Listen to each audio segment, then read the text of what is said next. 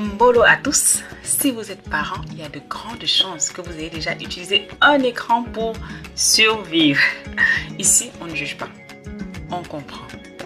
Bienvenue dans Madame K, déconnecte et reconnecte, le rendez-vous des parents parfaitement imparfaits qui souhaitent se reconnecter à l'essentiel.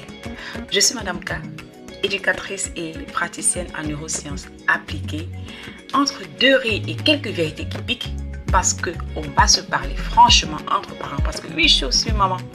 On va vulgariser les neurosciences, on va décoder les comportements pour sortir de la parentalité réactive et embrasser la parentalité que nous méritons tous. Oh là là, bienvenue. Alors, on va commencer cet épisode par un aveu. Un petit aveu.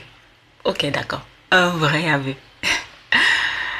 Est-ce que vous vous souvenez de la première fois où vous avez donné votre téléphone à votre petit bébé, à votre enfant, pour avoir la paix? Peut-être que c'était dans la salle d'attente du médecin. Il faut dire, franchement, entre nous, que les attentes peuvent y être extrêmement longues et épuisantes. Ou alors, c'était lors d'un trajet interminable, en voiture ou en train, je ne sais pas. Ou simplement un mardi soir où vous n'en pouviez plus, épuisé. À ce moment-là, vous n'avez pas pensé à la dopamine ou au développement cognitif. Vous avez juste pensé à survivre. C'est humain, c'est normal. Ne vous en voulez pas si ça a été le cas. On vit aujourd'hui dans une société qui nous demande de travailler comme si on n'avait pas d'enfants et de lever nos enfants comme si on n'avait pas de travail. Mon Dieu, comment est-ce qu'on fait ça? C'est terrible. C'est vicieux. L'écran est devenu la babysitter universelle, ok? Babysitter totalement gratuite et toujours disponible 24 heures sur 24, 7 jours sur 7.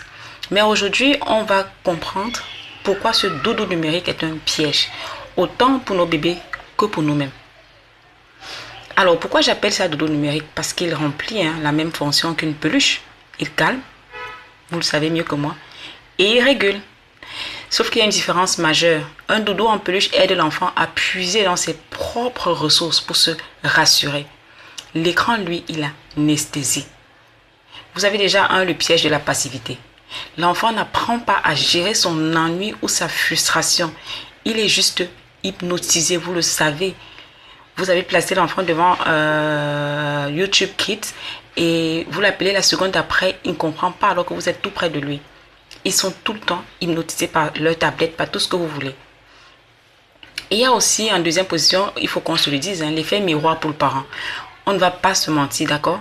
On ne va pas se mentir. Je vous adore les parents, mais disons-nous les vérités pour arriver aux solutions. C'est aussi notre propre dodo à nous.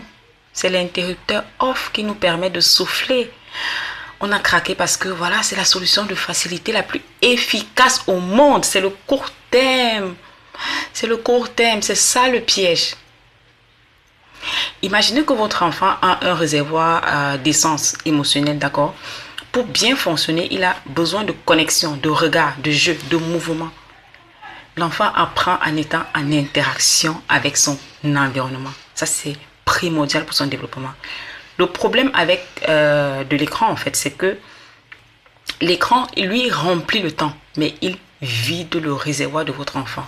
Pendant que votre enfant regarde un dessin animé, il ne reçoit pas de signe d'attention de votre part.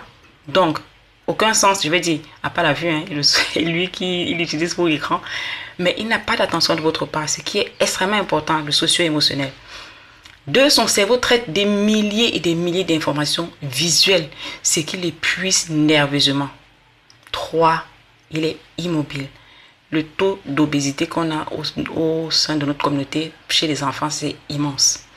Résultat, quand vous éteignez, vous récupérez un enfant avec un réservoir complètement vide. HS. Et un système nerveux justement à bout de nerfs. C'est normal. Et là, c'est le drame, c'est le cri, c'est les cris, c'est la crise que l'enfant fait à ce moment-là. Ce n'est pas de la comédie. Il est en train de vivre une réelle panne sèche émotionnelle en fait. Il ne vous fait pas de la comédie. Alors maintenant qu'on sait ça, qu'est-ce qu'on fait? On fait quoi? On jette les tablettes par la fenêtre? Non. Je sais que pour certains d'entre vous, ce sera une catastrophe. Ce qu'on va faire en fait en tant que parent, c'est essayer de reprendre le contrôle. Cette semaine, je vous propose un petit défi tout simple. Vous allez juste observer, d'accord? Observation sans jugement. Avant de changer quoi que ce soit, notez les moments où vous dégainez l'écran.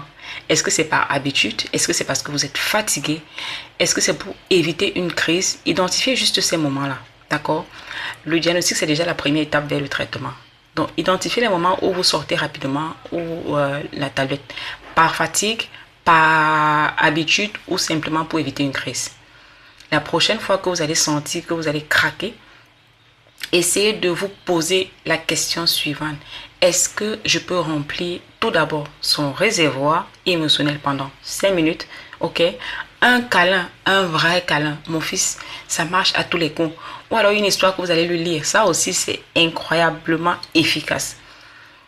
Et puis là, après, vous pourrez lui donner l'écran si c'est absolument nécessaire. Parce qu'il est probable qu'après après que vous ayez rempli son besoin, qu'il ne soit plus si tenté par l'écran. C'est possible, hein? Ça dépend de chaque enfant.